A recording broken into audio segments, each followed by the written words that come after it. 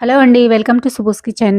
ఈరోజు వీడియోలో 3 కేజీల పిండితో అరిసెలు ఎలా చేసుకోవాలో చూపించబోతున్నాను. కమ్మటి నేతి అరిసెలు చాలా టేస్టీగా చాలా బాగుంటాయి. పైన క్రిస్పీగా లోపల మెత్తగా చాలా బాగుంటాయండి. తప్పకుండా ఇలా ఒకసారి మీరు కూడా ట్రై చేయండి. ఎలా చేసుకోవాలో చూద్దాము. నేనైతే మనం అరిసెలకి బియ్యం పోసుకునేటప్పుడు ఎప్పుడైనా సరే ఒక అర కేజీ వరకు ఎక్స్ట్రానే పోసుకోవాలి. మనం పాకం పట్టుకునేటప్పుడు జావైందనుకోండి అప్పటికప్పుడు పిండి మనకి ఎక్స్ట్రా రాదు కాబట్టి సేఫ్టీగా ఒక అర కేజీ ఎక్స్ట్రా పోసుకుంటే సరిపోతుంది. నేనైతే 3.5 కేజీల వరకు ఇలా రేషన్ బియ్యాన్ని 2 రోజుల వరకు నానబెట్టేసుకున్నాను. 4 పూటలు నానాలి. బాగా ఏ పూటకు ఆ పూట వాటర్ తోటి శుభ్రంగా కడిగేసుకోవాలి. మనం బియ్యం కడుక్కునేటప్పుడు బియ్యం మాత్రం విరగకుండా కడుక్కోవాలి. బియ్యం కనుక విరిగినా ఏ పూటకు ఆ పూట కడగకపోయినా కూడా పిండి అనేది స్మెల్ వస్తుంది. అలా కడిగిన బియ్యాన్ని ఇలా వడబుట్టలోకి వడకట్టుకోవాలి. పూర్తిగా నీరు డ్రై అవ్వనవసరం లేదండి. కొంచెం వాటర్‌గా ఉన్నప్పుడే మనం మిల్లు పట్టించేసుకోవాలి. 3 కేజీల బియ్యం పిండికి నేను బెల్లం కొలత చెప్తున్నాను. 3 కేజీల బియ్యానికి 3 కేజీల బెల్లము కరెక్ట్‌గా సరిపోతుంది. నేనైతే 1 కేజీ ఆర్గానిక్ బెల్లం తీసుకున్నాను. ఆర్గానిక్ బెల్లం వేసుకోవడం వల్ల అరిసెల కలర్ అనేది చాలా బాగుంటుంది. మీకు ఆర్గానిక్ బెల్లం నచ్చకపోతే కనుక మామూలు బెల్లాన్ని 3 కేజీల వరకు ఇలా నలగొట్టేసి పెట్టేసుకొని ఒక గిన్నెలోకి వేసేసుకున్నాను. మనం బెల్లం తెచ్చుకునేటప్పుడు ఒకసారి టేస్ట్ చూసి తెచ్చుకోవాలి. లేదంటే ఒక్కొక్కసారి బెల్లం అనేది ఉప్పగా వస్తుంది. అరిసెల బెల్లము అడిగి మంచిది తీసుకొని వస్తేనే మనకి పాకం అనేది కూడా కరెక్ట్‌గా బాగా వస్తుంది.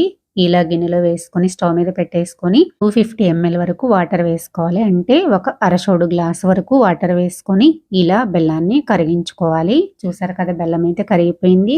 ఒక స్ట్రైనర్ తీసుకొని వేరే గిన్నెలోకి ఈ బెల్లాన్ని వడకట్టుకోవాలి. ఇలా వడకట్టుకోవడం వల్ల బెల్లంలో ఉన్న నలకలు ఏమన్నా ఉంటే ఇలా బయటికి వచ్చేస్తాయి. ఈ గిన్నెని పక్కకు పెట్టేసుకుందాము. ఇప్పుడు నేనైతే మిల్లు దగ్గర పిండిని చేసుకొని తీసుకున్నానండి. ఇలా పట్టించుకున్న పిండిని ఒక పెద్ద గిన్నెలో జల్లెడ పెట్టేసుకొని జల్లించుకోవాలి. జల్లించుకోవడం వల్ల ఇందులో ఏమన్నా నూక ఉంటే గనక బయటికి వచ్చేస్తుంది. అలానే పాకం చేసేసుకోకూడదు. తప్పకుండా పిండిని అయితే జల్లించుకోవాలి.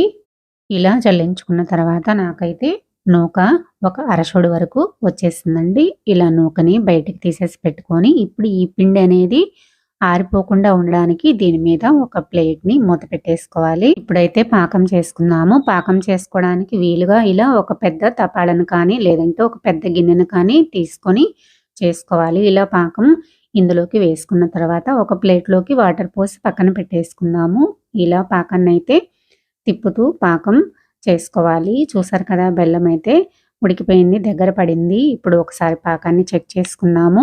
ఇలా ప్లేట్‌లోకి వేసుకొని చెక్ చేసుకోవాలి. మనకి పాకం అనేది గట్టిగా ఉండాలి. ఇప్పుడు మెత్తగా ఉంది కాబట్టి ఇంకొంచెం సేపు ఉడకబెట్టుకుందాము. ఇలా ఇంకొంచెం సేపు ఉడకబెట్టుకున్నాక మళ్ళీ పాకం అనేది చూసుకుంటున్నాను. ఇప్పుడు పాకం అయితే వచ్చేసింది. చూసారు కదా చేతిలో అయితే కొంచెం మెత్తగా ఉండాలి. ఇలా ప్లేట్‌కేసి కొట్టామంటే గనక ఠాంగున మూత రావాలి. ఇలా మూత వచ్చేసిందంటే మనకి పాకం వచ్చేసిందని తెలుస్తుంది. ఇప్పుడు తపాలాని కిందకి దించుకొని అందులోకి మనం జల్లించి పెట్టేసుకున్న తడిపిండిని ఇలా ప్లేట్ తోటి కొంచెం కొంచెం వేసుకుంటూ గరాగరా తిప్పేసేయాలండి. బాగా స్పీడ్‌గా కలుపుకోవాలి. ఇలా చుట్టూరు ఉన్న పిండిని కూడా గీరుకుంటూ కలిపేసుకోవాలి. ఇలా పిండిని ఉండలనేవి లేకుండా బాగా సాఫ్ట్‌గా కలుపుకోవాలి.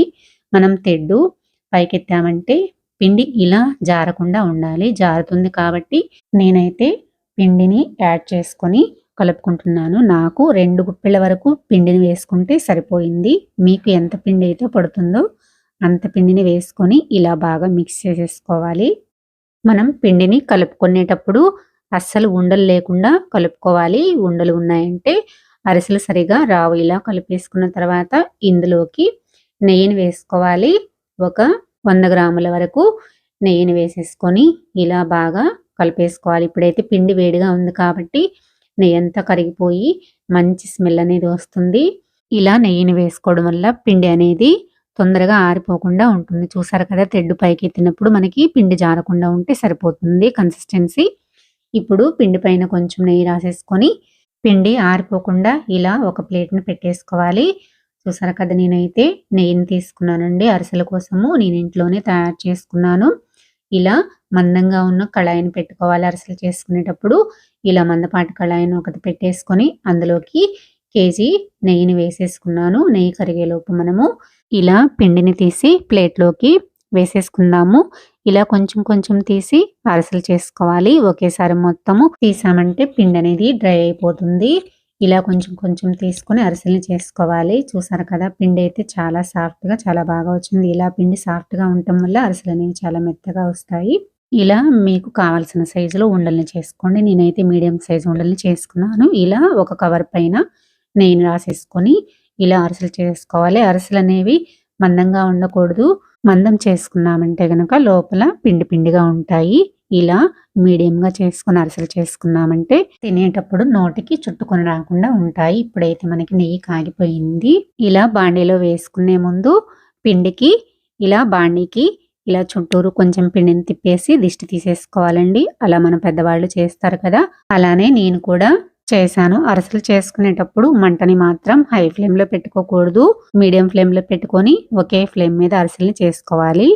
ఇప్పుడు అరిసెల్ని బాండీలో వేసుకొని గోల్డ్ కలర్ వచ్చిన తర్వాత ఇలా అరిసెల గంటలతోటి అరిసెనైతే ఇలా ఒత్తేసి పక్కన గిన్నెలోకి వేసేసుకోవాలి. ఇలా ఒకదాని తర్వాత ఒకటి ఇలా వేసుకుంటూ ఇలా ఒత్తేసుకుంటూ చేసేసుకోవాలండి. నాకైతే మొదటి నుంచి చివరి వరకు కూడా అరిసెలన్నీ ఇలానే వచ్చినాయి. కలర్ కూడా ఇలానే తీసేసుకున్నాను. మీకు కొంచెం గోల్డెన్ బ్రౌన్ కలర్ రావాలంటే గనక ఇంకొంచెం ఉంచి మీరు అరిసెల్ని చేసేసుకోవచ్చు. చూసారు కదా, నాకైతే చాలా పొంగుతూ చాలా బాగా వచ్చేసినాయండి. మీకు ఎలా వచ్చాయో, మీరు చేసుకున్నారో లేదో ఒక కామెంట్ అయితే చేయండి. ఇలా ఒత్తేసుకున్న అరిసెలన్నింటినీ కూడా ఇలా గిన్నెలోకి వేసేసుకోవాలి. ఇప్పుడు ఇలా గిన్నెలోకి వేసేసుకున్న అరిసెల్ని ఇలా ఒక ప్లేట్ తీసేసుకొని అందులోకి ఒక్కొక్కటిగా పెట్టేసుకొని ఇలా ఆరబెట్టేసుకోవాలండి. వెనకటి రోజుల్లో అయితే కనుక వరి చెత్త మీద వేసుకొని అరిసెల్ని ఆరబెట్టేసుకునేవాళ్ళు. ఇప్పుడు ఇలా ప్లేట్లో వేసేసుకొని ఆరబెట్టేసుకున్నామంటే సరిపోతుంది. చూసారు కదా, ఇలా పూర్తిగా చల్లారిన తర్వాతే వీటిని ఒక క్యాన్లో కనుక స్టోర్ చేసుకున్నామంటే మనకి ఎన్ని రోజులైనా నిల్వ ఉంటాయి. పైన క్రిస్పీగా లోపల మెత్తగా చాలా బాగుంటాయి. నేతి అరిసెలు కదా, కమ్మటి వాసనతోటి టేస్ట్ కూడా చాలా బాగుంటుంది. తప్పకుండా ఇలా మీరు కూడా ఒకసారి ట్రై చేసి ఎలా వచ్చాయో కామెంట్ చేయండి. నా వీడియో నచ్చితే కనుక లైక్ చేయండి, సబ్స్క్రైబ్ చేయండి, షేర్ చేయండి. మరో మంచి వీడియోతో మళ్ళీ కలుద్దాం. Thanks for watching.